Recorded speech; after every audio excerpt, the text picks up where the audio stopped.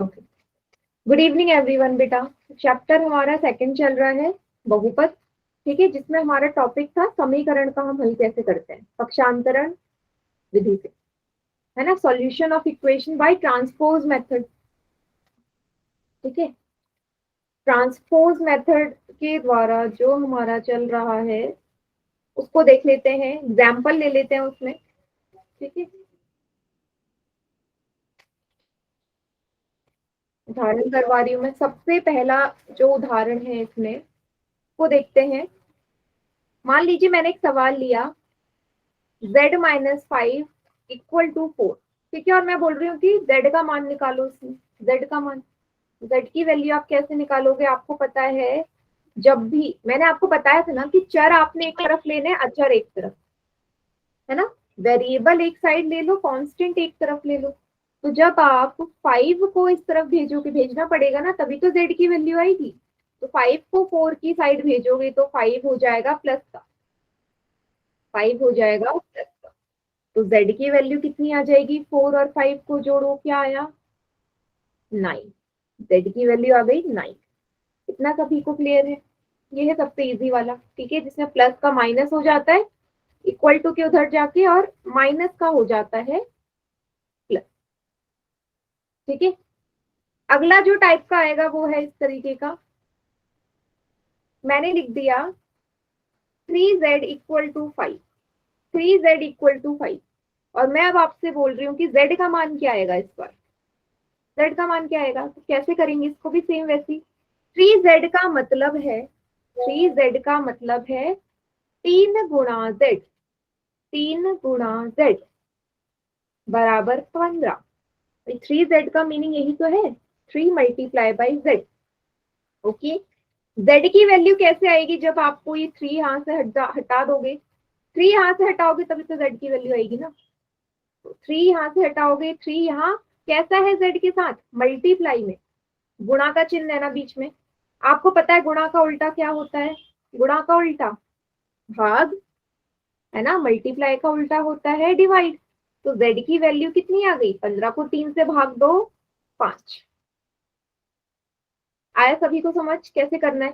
Plus का उल्टा minus, minus का उल्टा प्लस, मल्टीप्लाई का उल्टा डिवाइड, और डिवाइड का उल्टा मल्टीप्लाई। ठीक है,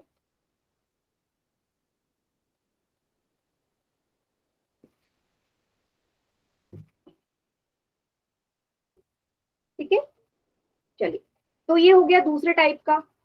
तीसरे टाइप का जो अब इसमें आएगा वो इस तरीके का है। मान लीजिए मैंने बोल दिया 3/2 एक्स बराबर 18, 3/2 एक्स बराबर 18। और इस बार मैं बोल रही हूँ एक्स का मान क्या आएगा? कैसे करोगे? कैसे करोगे बेटा? इसको आप ऐसे लिख सकते हो, आपको क्रॉस मल्टीप्लाई करनी आती है सभी को, या आप इसे ऐसे लिख सकते हो। आपको यहाँ सभी को क्रॉस मल्टीप्लाई करनी, चलो क्रॉस मल्टीप्लाई से कर लेते हैं। या आप इसे ऐसे करो, मान लीजिए ये इस तरीके का होता। चलिए इसे को सॉल्व कर लेते हैं। 3/2 एक्स का मतलब क्या है? 3/2 गुणा एक्स बराबर 18। एक्स के साथ गुणा में ही है ना, 3/2 गुणा में है। अब गुणा का उल्टा फिर से क्या होता है? भाग होता है, भाग होता है। तो आप इसको ऐसे लिख सकते हो, उधर जाके आप ऐसे कर सकते हो 3/2। भाई जो 3/2 है इधर गुणा में था, उधर जाके भाग हो जाएगा। सही लिखा है मैंने? 18 भागा 3/2। नहीं, क्या आंसर नहीं आएगा अरुण? सही लिखा मैंने भाई, 3/2 एक्स के साथ गुणा में था, गुणा का उल्टा भाग होता है, तो उधर जाके 3/2 गुणा में हो गया। अब याद करिए, याद करो जब मैंने आपको ये क्वेश्चन करवाए थे इस तरीके के, कैसे सॉल्व करते थे? सबको व्युक्त क्रम याद है? रेसिप्रोकल व्युक्त क्रम हमने पहले किया हुआ है। क्या करते थे बेटा? 3/2 का पहाड़ा तो आपको आता ही नहीं है ना, 3/2 का पहाड़ा आता है, कैसे भाग दोगे? तो व्युक्त क्रम करके ये जो चिन्ह है गुणा का, ये भाग में, यस, भाग का उल्ट गुणा में चेंज हो जाएगा, और ये ऊपर नीचे हो जाएगी संख्या। 2/3 हो गया। अब जो संख्या कट रही है काट दो, 3 एकम 3, 3 छक्के 18। एक्स कितना आ गया? 6 गुणा 2 x बराबर 12। क्लियर है सभी को? मैम देखिए, हमने मैम हमने 7 वाली क्लास ली थे, अभी भी लेने क्लास? नहीं बेटा देखो, वो क्लास इसीलिए है जिसको टाइमिंग की बहुत प्रॉब्लम है वो 7 से 8 ही लो।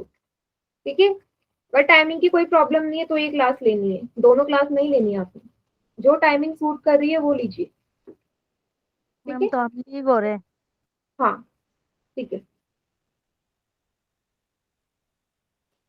क्लियर हो गया ये चीज सभी को, या दोबारा एक्सप्लेन करूं? जल्दी से बताओ। संयुक्त क्रम क्यों हुआ? इसलिए हुआ संयुक्त क्रम, मैंने यहाँ ये लिखा है ना, 18 भागा 3/2। मुझे बताओ 3/2 का पहाड़ा आता है? कर सकते हो 18 को 3/2 से डिवाइड? कर नो सकते हो? मैम। आता है आपको पहाड़ा? इसलिए मैंने संयुक्त क्रम करा, है ना। संयुक्त क्रम करके क्या हो जाएगा, इसका उल्टा करूंगी तो ये गुणा का भाग का निशान भी तो उल्टा हो जाएगा ना। ये गुणा का बन जाएगा, 2 ऊपर चले जाएगा, 3 नीचे। अब मेरे लिए सॉल्व करना इजी है ना, मैं काट सकती हूँ। डिवाइड में काट नहीं सकती थी, इसलिए मैंने व्युत्क्रम कर। ठीक है जतिन?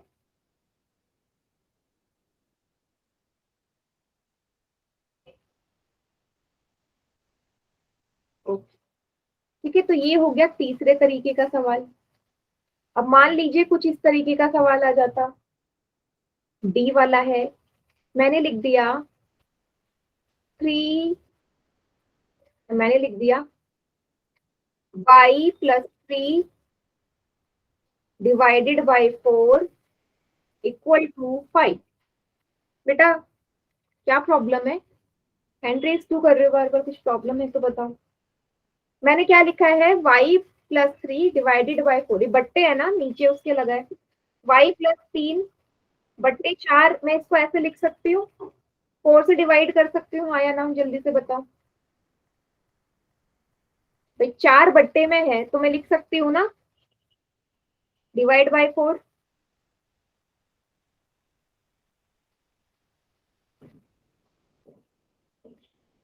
चलिए लिख सकती हूँ।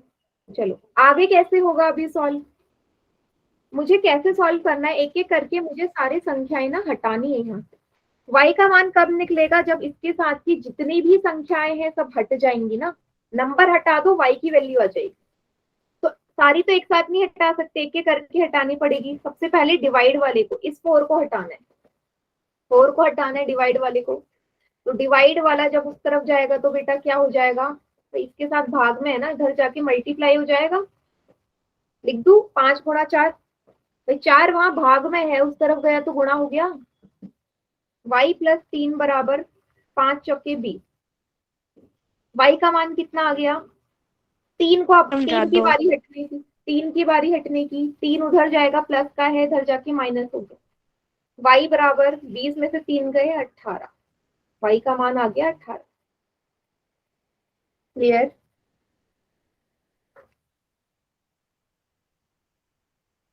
सॉरी 17 आएगा, यस। 20 में से 3 जाएंगे, 17 आएगा, सॉरी। ठीक है 17 आएगा, गलती से हो गया था। ठीक है, 20 में से 3 गए, 17 आ गया। सभी को समझ में आ गया? हाँ, इसको उतार लीजिए बेटा, मैंने आपको 4 तरीके, 4 अलग अलग टाइप के करवा दिए हैं क्वेश्चन, 4 अलग अलग तरीके के। माइनस वाला भी, मल्टीप्लाई वाला भी, डिवाइड वाला भी।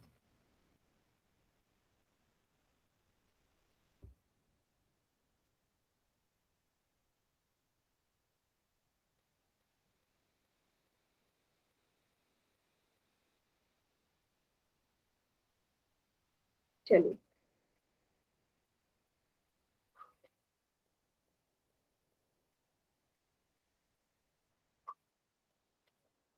इसको करते हैं सॉल्व।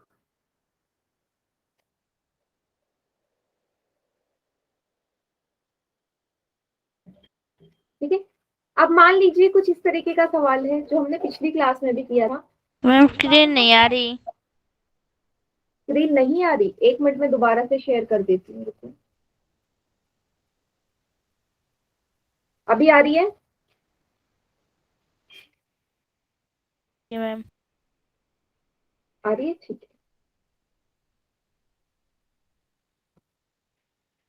ठीक है, ये सवाल है 3x+4 equal to 2x-5। 2x-5। अब मैंने यहाँ पे x का मान निकालना है। कैसे निकालोगे? चर जो है, वेरिएबल जो है, एक तरफ कर लो और अचर या कांस्टेंट एक तरफ कर लो। मैंने पिछली क्लास में भी आपको बताया था कि सब एक तरफ। मैम क्वेश्चन अटक गया। क्या हुआ? क्वेश्चन अटक गया। क्वेश्चन अटक गया मतलब स्क्रीन नहीं आ रही क्या? Yes ma'am. कोई बात नहीं, अभी थोड़ी देर में आ जाएगी। वो नेट प्रॉब्लम की वजह से हो जाता है। अभी थोड़ा सा वेट कर लो, आ जाएगी। ठीक है, तो मैंने आपसे बोला कि चर एक तरफ कर लो, या तो क्लास लीव करके दोबारा ज्वाइन कर लो बेटा। दिया। Yes ma'am. हाँ, चर एक तरफ, अचर एक तरफ कर लो। चलिए करते हैं। मतलब एक्स एक्स वाले एक साथ ले लेते हैं और विदाउट एक्स वाले एक साथ। 3x पहले से है बेटा, 2x को इधर ले जा लो ना। 2x को इस तरफ ले जाओगे, 2x यहाँ प्लस का है, 2x कैसा है यहाँ प्लस का। इधर जाके क्या हो जाएगा? माइनस। इधर जाके क्या हो जाएगा? माइनस। ये माइनस का 5 पहले से यहाँ है, 4 को उधर ले जाओगे, 4 प्लस का है, इधर जाके माइनस हो जाएगा। इतना स्टेप सभी को क्लियर है? नहीं, 17 नहीं आएगा बेटा, कभी आंसर 17 नहीं। 3 में से 2 जाएंगे, एक्स बचेगा। 3 में से 2 जाएंगे, एक्स बचेगा। ठीक है, अब दोनों ही संख्याएं माइनस की है, माइनस और माइनस, माइनस और माइनस जोड़ दो, 5 और 4 9, साइन आएगा माइनस का। एक्स का मान कितना आ गया? माइनस का 9। सभी को क्लियर हुआ? Yes ma'am. एक बार सभी बच्चे देख लो और बताओ मुझे सभी को समझ में आया तो।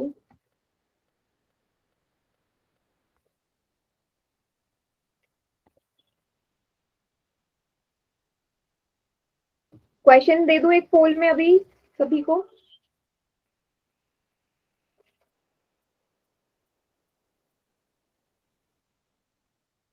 चलिए क्वेश्चन करते हैं। इस समीकरण का मान निकालो। 2z+6 equal to 3+z। z का मान। बेटा साहिल, क्या प्रॉब्लम है? बार बार हैंड रेज क्यों कर रहे हो? ये तो मैं पूछ रही हूँ आपसे। प्रॉब्लम है तो बोलो।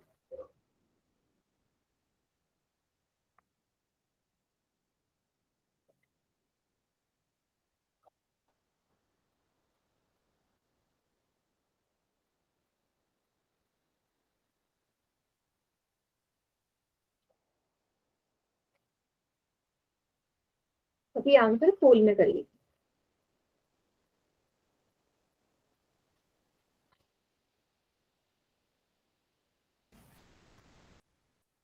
नो बेटा, अभी किसी का आंसर सही नहीं आया। आप साइन का ध्यान नहीं दे रहे हो।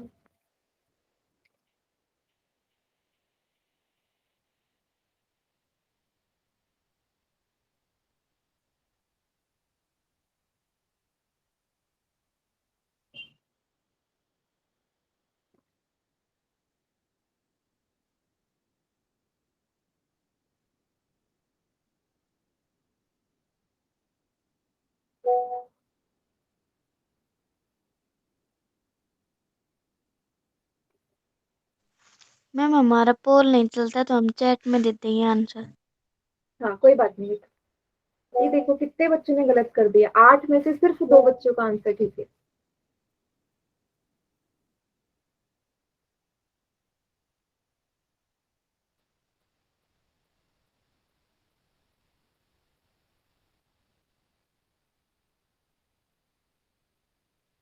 गड़बड़ हो रही है, साइन की गड़बड़ हो रही है।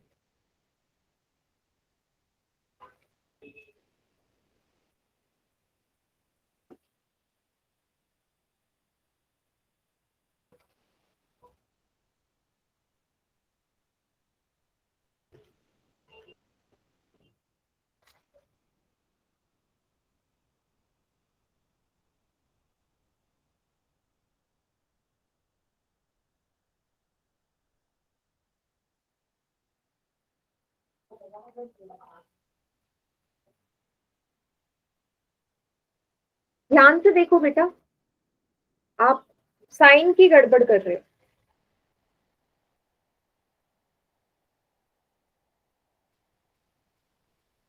चलिए काउंटडाउन स्टार्ट कर रही हूं मैं। 5 4 3 2 1। आप एक टॉपिक पढ़ते हो ना, दूसरा टॉपिक भूल जाते हो, पूर्णांक भूल गए आप। चलिए बाकी बच्चे चैट सेक्शन में करो।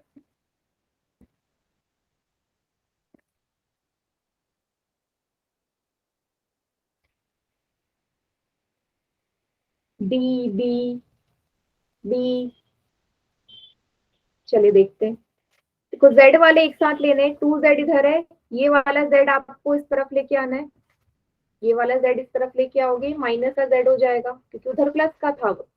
3 यहाँ पहले से है, 6 को जब उस तरफ लेके जाओगे, 6 यहाँ प्लस का इधर जाके माइनस हो गया, 2 में से 1 जाएंगे, 1 बचेगा, z बचेगा। 3 प्लस का है, 6 माइनस का है, 3 प्लस का 6 माइनस का। प्लस माइनस क्या होता है? माइनस। प्लस माइनस माइनस होता है, 6 में से 3 जाएंगे, 3 बचेगा बेटा। तो बड़ी संख्या का चिन्ह कौन लगाएगा? 6 के आगे क्या चिन्ह है? माइनस का। भूल गए? पूर्णांकों में यही तो किया था, हमेशा बड़ी संख्या का चिन्ह आता है। क्लियर हुआ सभी को क्वेश्चन? माइनस का 3 आएगा।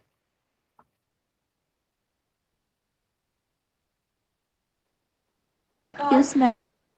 किसी को कोई डाउट हो इस क्वेश्चन में तो पूछो।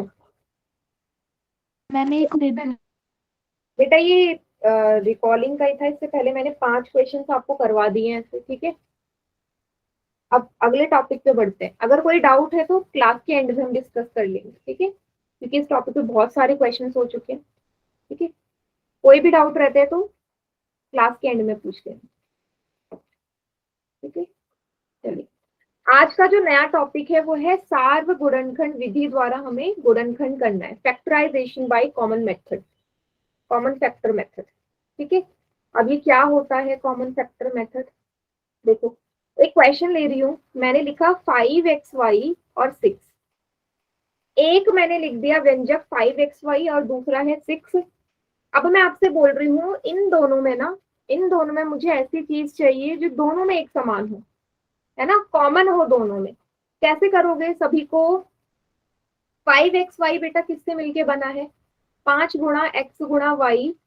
जब तीनों भाई गुणा में होंगे तभी तो ऐसे बनेगा ना। 5 को x से गुणा करो, x को y, तभी तो 5xy आएगा पूरा।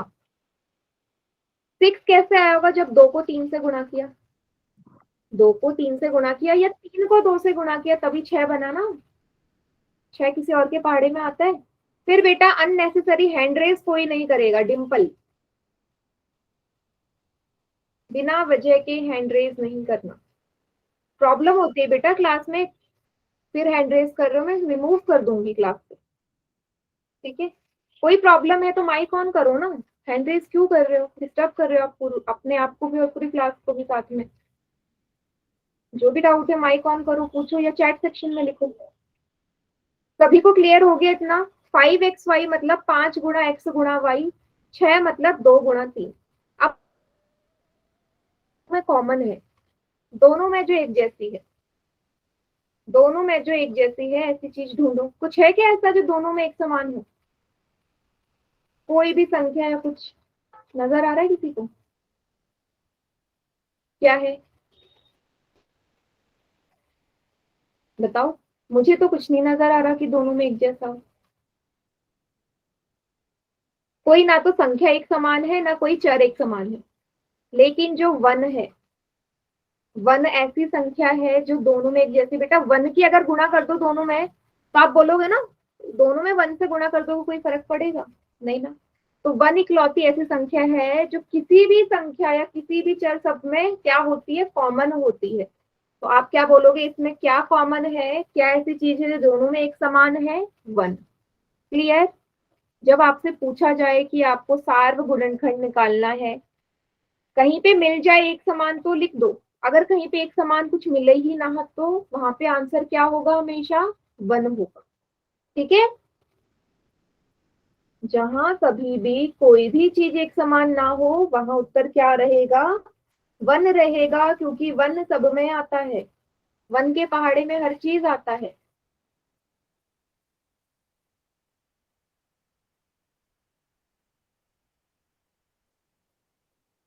ठीक है, चलिए। अच्छा, एक और एग्जाम्पल लेते हैं हम। मान लीजिए कुछ इस तरीके का सवाल है, 4x² y, दूसरा है 2xy, फिर है 6xy²। ठीक है, ये तीन हमारे व्यंजक है और मैं बोल रही हूँ तीनों में ना कॉमन क्या है, ऐसी चीज जो तीनों में एक समान है। तो कैसे करेंगे, मुझे ना इसको तोड़ना पड़ेगा। पहले मुझे देखना पड़ेगा जो पहला लिखा है किस किस से मिलके बना है। बेटा 4 को कैसे लिखोगे? 4 मतलब 2 गुणा 2 होता है। पहले मैंने 4 को तोड़ लिया, 4 मतलब 2 गुणा 2। एक्स की घात 2 है, एक्स के ऊपर 2 है तो मतलब एक्स 2 बार होगा, एक्स गुणा एक्स लिख दू, एक्स गुणा एक्स। वाई एक ही बात है, एक ही बार है। 2xy किससे मिलके बना होगा? 2 गुणा x गुणा y। देखो 2 से नीचे तो नहीं टूट सकता ना, 1 नहीं लेते। 2 से नीचे क्या ही टूट सकता है 2 को? नहीं बेटा, 0 नहीं आता, 0 नहीं लेते। 0 से अगर गुणा करोगे तो हर चीज 0 नहीं हो जाएगी? मैं यहाँ पे 0 से गुणा कर दूं तो पूरा 0 हो गया ना। 1 से करूंगी कोई फर्क नहीं आएगा, इसलिए 1 बोल के, है ना? क्लियर? हाँ, तो 2xy को लिखोगे 2 गुणा x गुणा y, 6 को लिखोगे 2 गुणा 3। x एक ही बार है, y कितनी? y गुणा y। अब मुझे क्या देखना है, ऐसी चीजें देखो जो सब में एक जैसी है। चलो देखते हैं। पहला 2 है जो तीनों में है, तीनों में होनी चाहिए। x, x है जो तीनों में है। फिर है y, y भी तीनों में है। मतलब इसका जो सार्व गुणनखंड हो गया क्या होगा? 2xy होगा ना, 2xy। 2 भी तीनों में है, x भी तीनों में है, y भी तीनों में है। सभी को समझ में आ गया?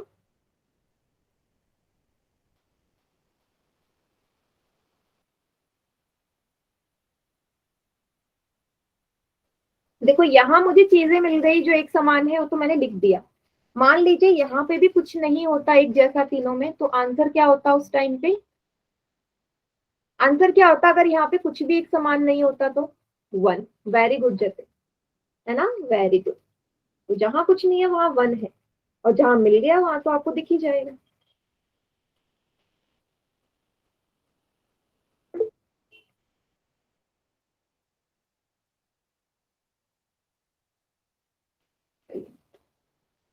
एक क्वेश्चन करे पोल में इसी तरीके का, जिसमें आपको निकालना है सार्व गुणनखंड विधि लगा के। ठीक है, ये सवाल है 2x, 3x² और 4। ठीक है, तीन हमारे व्यंजक हैं। इसमें आपने लगाना है सार्व गुणनखंड विधि और बताना है क्या ऐसी चीज है जो कॉमन है। सभी बच्चे इसका आंसर पोल सेक्शन में करेंगे।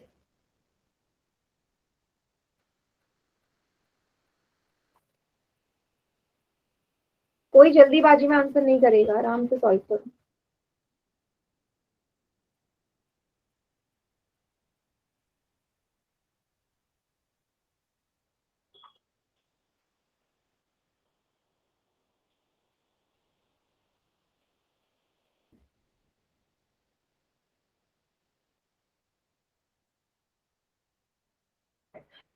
ध्यान से, जैसे मैंने अभी सिखाया, पहले तोड़ लो किस किस में टूटेगा, उसके बाद ही आंसर आएगा।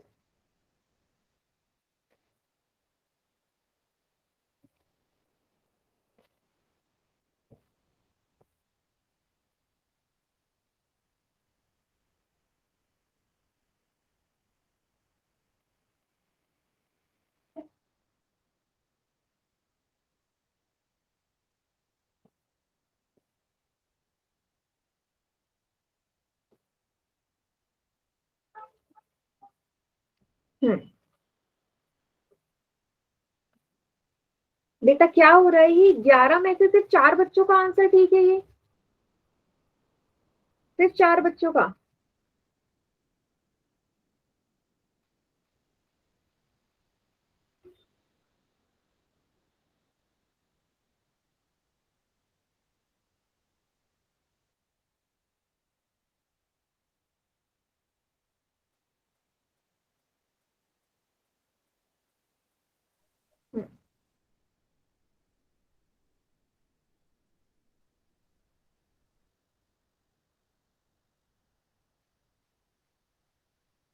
बेटा क्या कर रहे हो आप लोग? अभी तो मैंने एक्सप्लेन किया था कैसे करना है।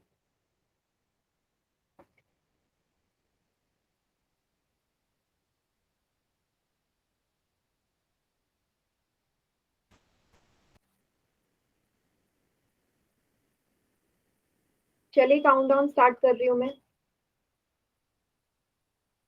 5, 4, 3, 2, 1।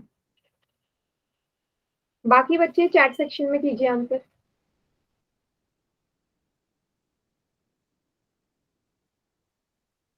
जिन भी बच्चों ने बी पे टिक किया है ना, बी पे बहुत बच्चों ने टिक किया। अब आप मुझे बताओ, 2x का मतलब 2 गुणा एक्स होता है।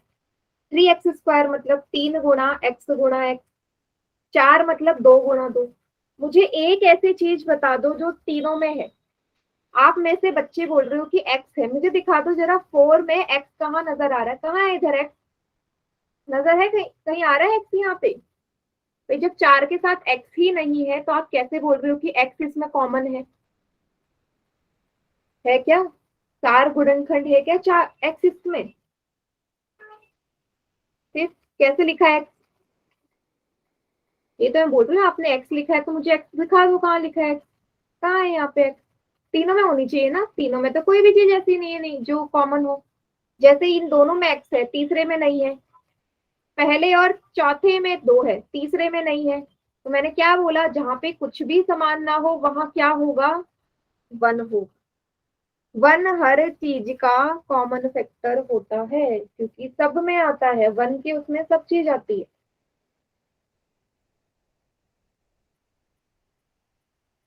समझ में आया सभी को?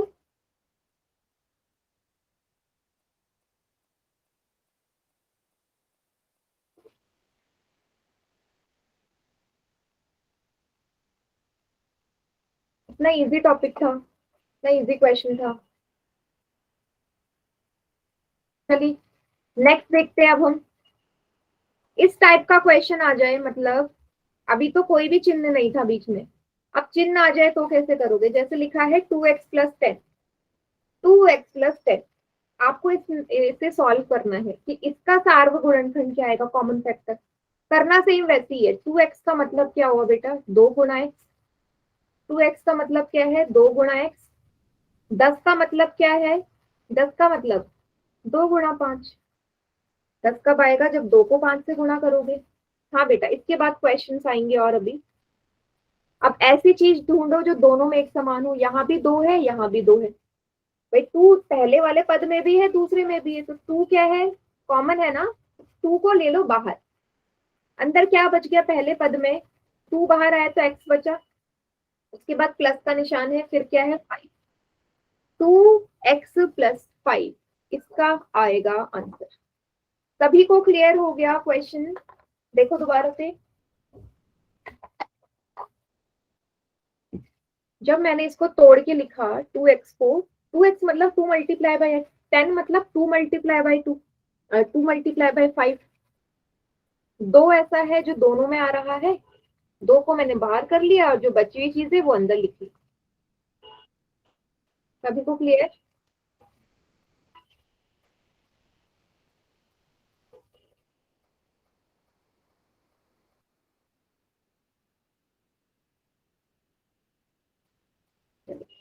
एक क्वेश्चन मैं आपको दे रही हूँ, आप उसको सॉल्व करके बताओ मुझे क्या आएगा। मैंने लिखा 3a²b + 6ab²। क्या आएगा? इसका सार गुणनखंड कैसे निकालोगे? कीजिए जरा और चैट सेक्शन में आंसर करना।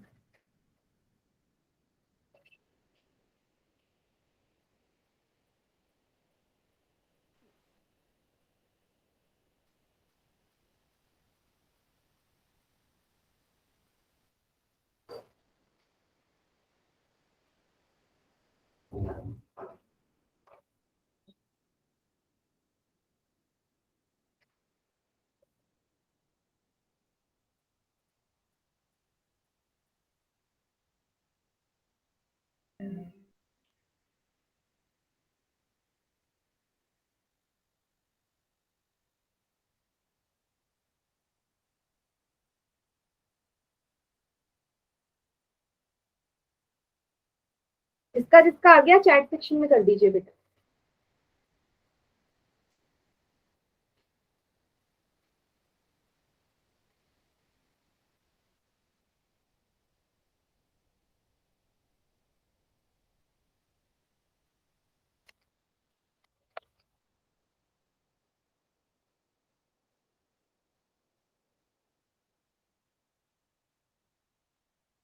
Three A B,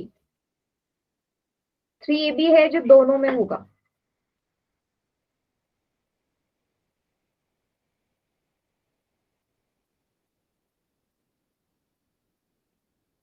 three A B सभी 3AB बोल रहे हो?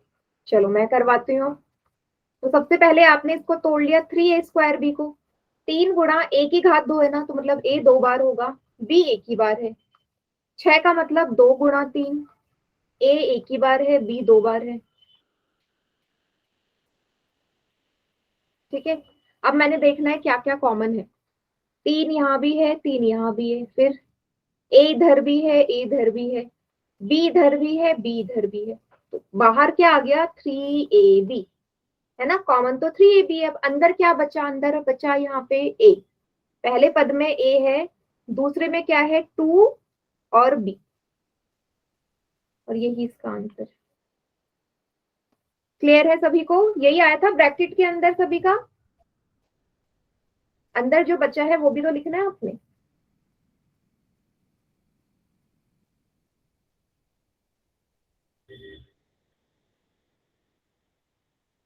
एक क्वेश्चन करे पोल में।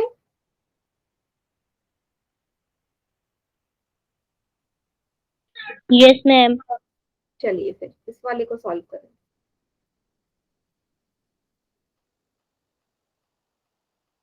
5xy plus 15y। ठीक है, क्या आएगा?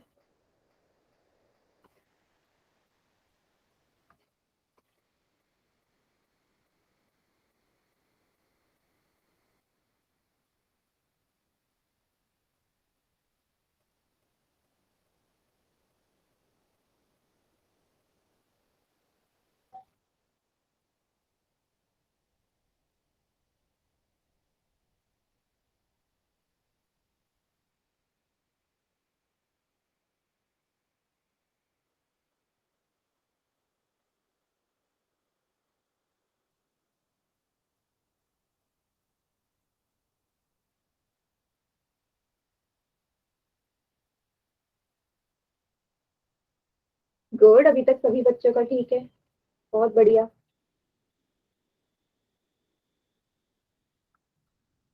अब गलत करने लग गए हैं बेटा।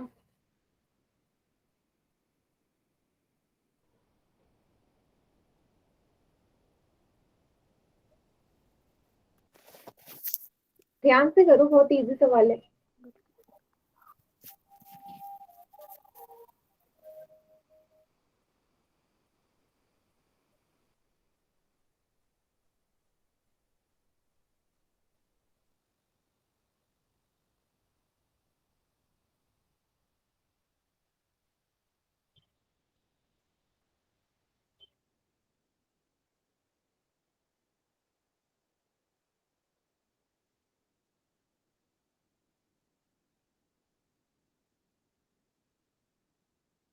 गुड, 10 में से 6 बच्चों का आंसर आ गया है।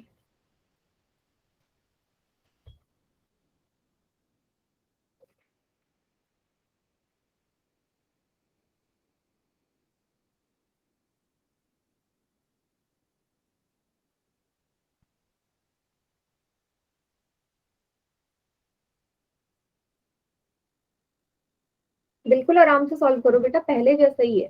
पहले तोड़ लो 5xy को 15y को, फिर वो चीजें ढूंढो जो दोनों में एक समान है, उनको बाहर लिख लो, आंसर आ जाएगा।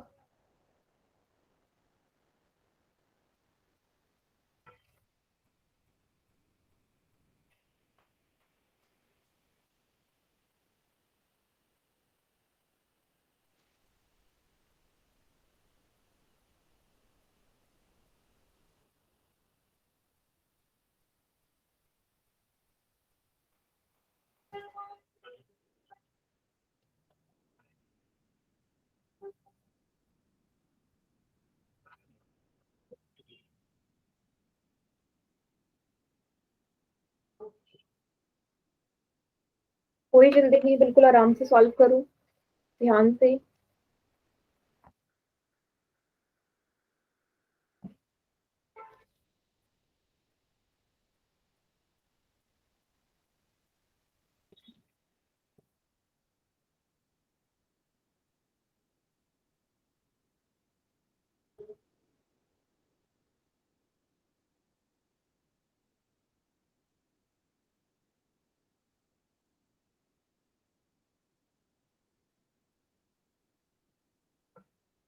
गुड, 14 में से 9 स्टूडेंट्स का आंसर ठीक है।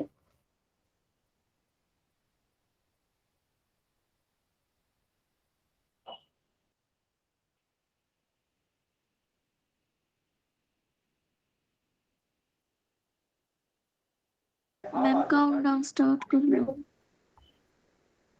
चलिए काउंट डाउन स्टार्ट कर देती हूँ मैं। 5, 4, 3, 2, 1। चलिए बाकी बच्चे चैट सेक्शन में करो आंसर।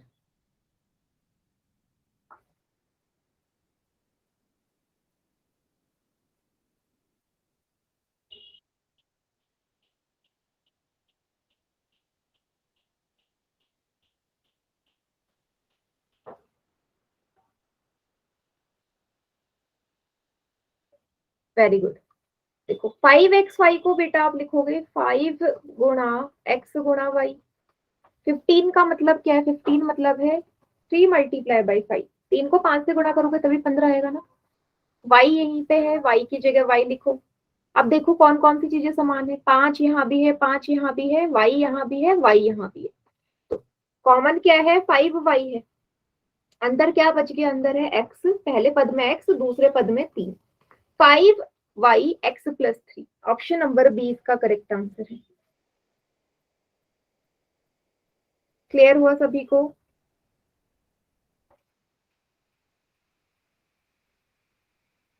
ठीक है। हाँ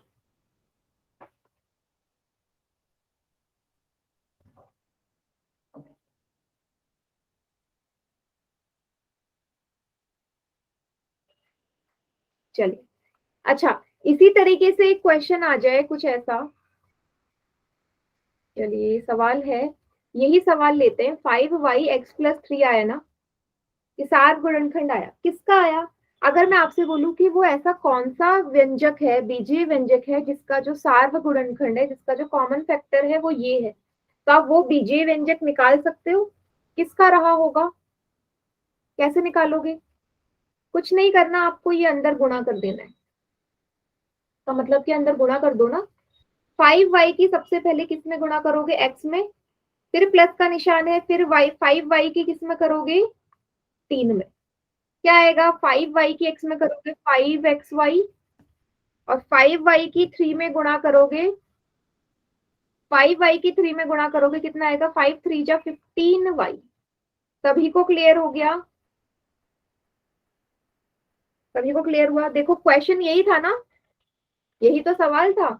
5xy+15y। सभी बच्चे देखो, अगर आपसे क्वेश्चन ये पूछ ले कि वो बीजीय व्यंजक ज्ञात करो जिसका सार गुणनखंड ये आया होगा, ये जिसका सार गुणनखंड आया कॉमन फैक्टर, तो कुछ नहीं करना, अंदर मल्टीप्लाई कर दो, आपको वो बीजीय व्यंजक मिल जाएगा। मल्टीप्लाई करना सभी को आता ही है पहले से।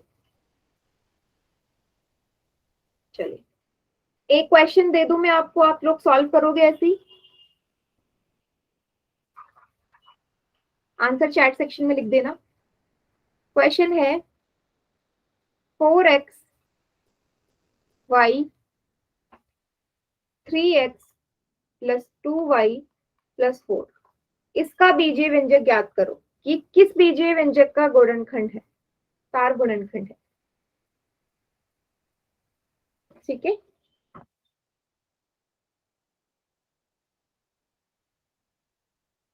और चैट सेक्शन में आंसर लिख देना। करना कुछ नहीं है, बस अंदर मल्टीप्लाई करके आंसर आ जाएगा।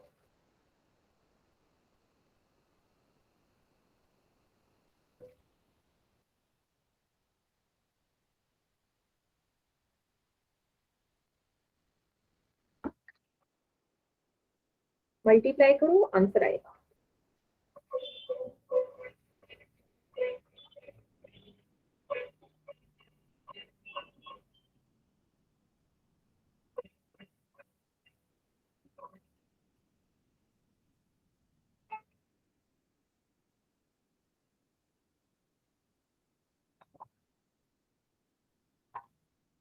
चैट सेक्शन में लिख दीजिएगा।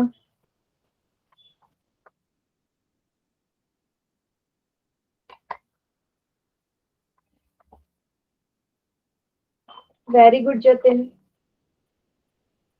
करेक्ट है बेटा।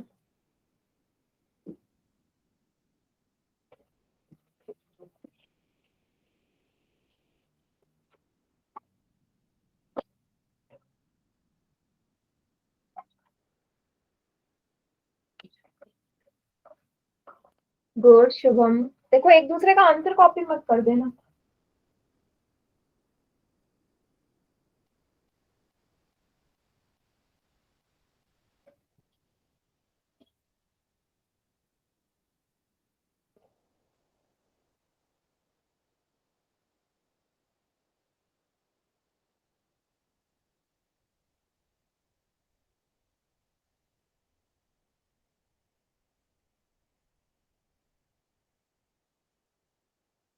अभी आंसर कीजिए।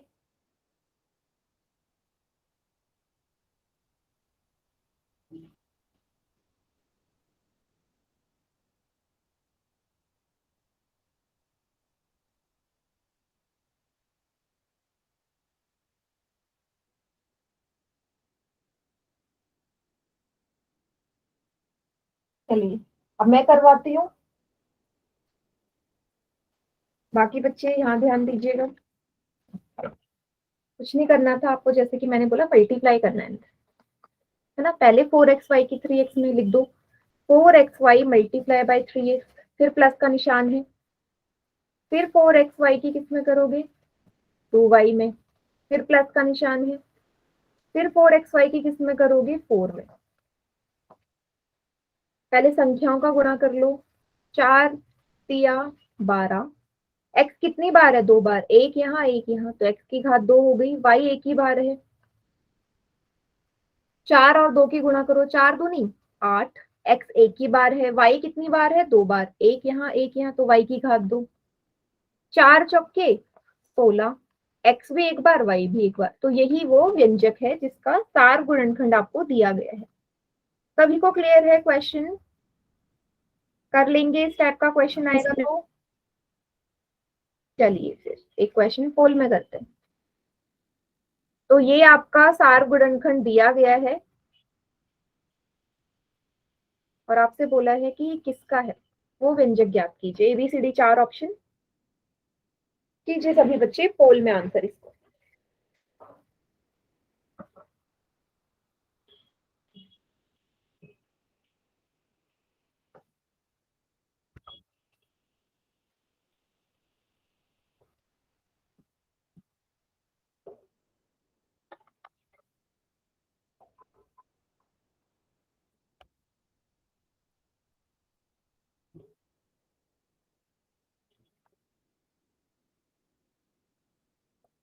देखो बेटा, जो भी बच्चे जल्दीबाजी में आंसर कर रहे हैं ना, क्यों कर रहे हो इतनी जल्दी में आंसर?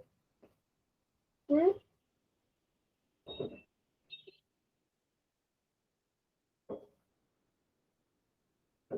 आप ही का आंसर गलत होगा ना। पोल रिस्पॉन्स वाली शीट में आप नहीं चाहते आपके भी फुल मार्क्स आए?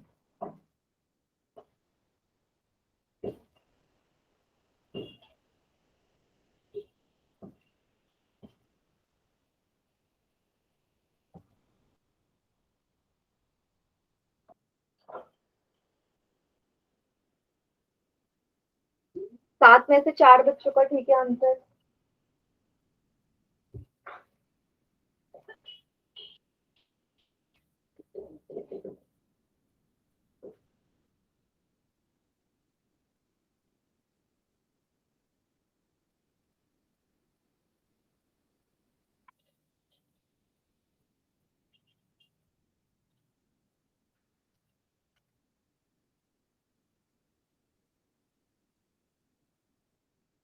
Very good.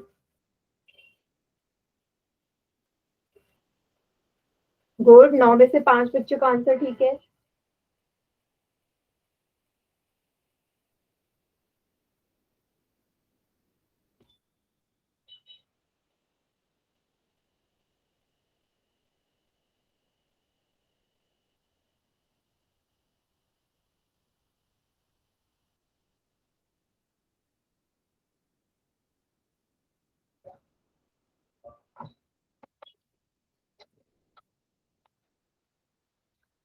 चलिए बेटा, आज आज की क्लास में ना आप लोगों का परफॉर्मेंस बहुत ही बेकार जा रहा है।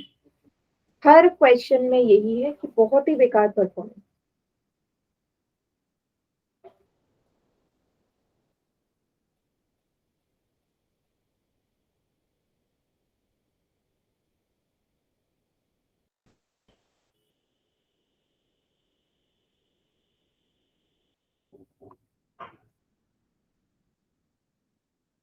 चलिए काउंटडाउन स्टार्ट कर रही हूँ मैं। ज्यादा बच्चे गलत कर रहे हैं, कम बच्चे सही कर रहे हैं। 5 4 3 2 1। चलिए बाकी बच्चे चैट सेक्शन में कीजिए आंसर। 11 में सिर्फ सिर्फ और सिर्फ 5 बच्चों का आंसर ठीक है।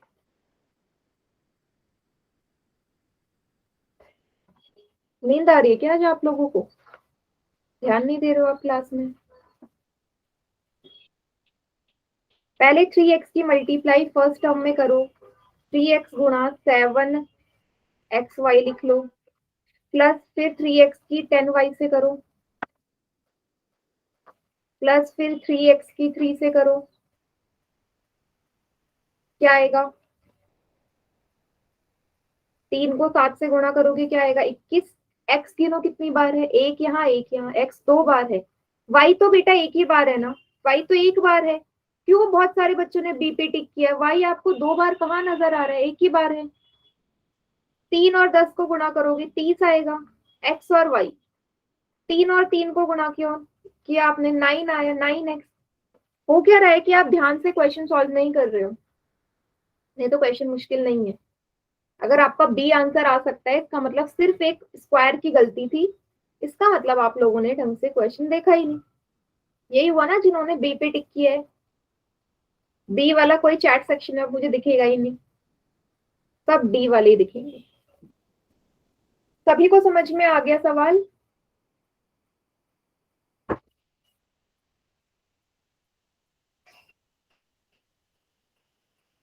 ले ऐसे मत करो, इजी सवाल है, ध्यान से करोगे तो क्यों नहीं होगा सॉल्व।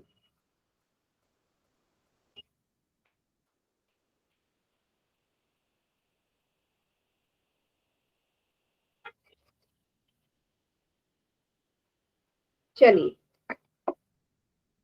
ठीक है, थोड़ा सा इस टॉपिक को मैं समझा देती हूँ, क्वेश्चन हम नेक्स्ट क्लास में करेंगे। समूहन द्वारा गुणनखंड क्या होता है? रीग्रुपिंग करके। ठीक है, रीग्रुपिंग करने का क्या मतलब है, इस एग्जाम्पल को लेते हैं। मतलब जैसे कि यहाँ पे 4 पद हैं, चारों में से आपको ना कुछ ऐसी चीज नजर नहीं आएगी जो चारों में एक जैसी हो। जरूरी नहीं है कि हर बार ऐसी, जैसे छोटा सा सवाल ले लेते हैं, इसको छोड़ो। मैंने लिख दिया कुछ इस तरीके से, 2xy plus 7x plus 15xy plus 3y। ठीक है, अब मैं बोल रही हूँ कि इसका फैक्टर करो। ठीक है, आपको नजर आ रहा है कि ऐसी क्या चीज हो गई जो कॉमन है। ठीक है, रीग्रुपिंग मतलब आपको ग्रुप बनाना है यहाँ पे। ठीक है, ग्रुप बनाना है। जैसे कि आप यहाँ पे देखोगे, जैसे कि आप यहाँ पे देखोगे, मैं किस किस का ग्रुप बना सकती हूँ बेटा? या तो मैं इन दोनों का बना लूं, ठीक है, क्योंकि दोनों में एक्स वाई है ना। या मैं इसका भी बना सकती हूँ, इन दोनों का बना सकती हूँ, दोनों में एक्स एक्स है। ठीक है, और कैसे बना सकती हूँ? 15xy और 3xy का बना सकती हूँ, दोनों में एक्स वाई है और दोनों में 3 जो है वो कॉमन भी होगा। समझे? तो मैंने क्या किया, इन दोनों को सॉल्व कर लिया और इन दोनों का अलग से कर लिया। समझ रहे हो? पहले के दो एक साथ सॉल्व करो, फिर लास्ट के दो। ठीक है, ग्रुप बना लिए। 2xy का मतलब क्या है? 2 गुणा एक्स गुणा वाई। 7x का मतलब है 7 गुणा एक्स, प्लस 15 का मतलब 3 गुणा 5, एक्स वाई मतलब एक्स गुणा वाई, प्लस 3xy का मतलब 3 गुणा एक्स गुणा वाई। ठीक है, पहले मैंने सिर्फ तोड़ लिया। अगले स्टेप में जिन दो का पेयर बनाया कॉमन उसी में से लेना है। जैसे यहाँ सिर्फ एक्स है, इन दोनों को ही देखने आती, क्योंकि इन दोनों का जोड़ा बनाया आपने। एक्स बाहर ले लिया, अंदर क्या बचा? 2y plus 7। अब इस वाले में देखो क्या कॉमन है, 3 और y, अंदर क्या आ गया, बाहर आया 3y, अंदर है 5x, यहाँ बचा 5x प्लस, ठीक है। अच्छा xy भी है, x भी है, तो 3xy है, अंदर बच गया 5 प्लस 5 प्लस, ठीक है। जहां कुछ नहीं होता वहां हम 1 ले लेते हैं, क्लियर है, जहां कुछ नहीं होता वहां 1 ले लेते हैं, ठीक है। जहां कुछ नहीं है वहां 1 ले लेते हैं, या आपको कंफ्यूजन हो रही है यहाँ y स्क्वायर ले लो, ठीक है, y की घात 2 ले लो, तो एक y यहाँ बच जाएगा, ठीक है, वहां y स्क्वायर लगा लो, एक y यहाँ बच जाएगा, ठीक है। तो मैंने क्या किया, मैंने ग्रुप बना के इसको सॉल्व किया है, जहां पे कुछ भी चीज कॉमन ना हो वहां पे ग्रुप बना बना के आप सॉल्व कर सकते हो, ठीक है, ठीक है। तो यहाँ पे आप कैसे लिखोगे इसको, इसको लिखोगे x प्लस 3y, ये वाला x प्लस 3xy, एक ये बन गया 2y प्लस 7, और ये बन गया 5 प्लस 1, ठीक है, ये इसका आंसर होगा, ऐसे लिखोगे, ठीक है।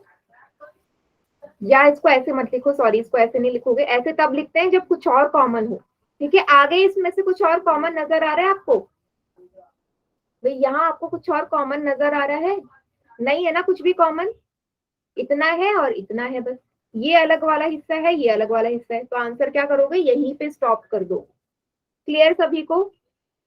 इसके आगे हम क्वेश्चन को सॉल्व नहीं करेंगे। मेरा मेन मोटिव ये था कि आपको ये एक्सप्लेन करना कि रीग्रुपिंग क्या होता है, कि ग्रुप में तोड़ तोड़ के उसमें से चीज को कॉमन लेना,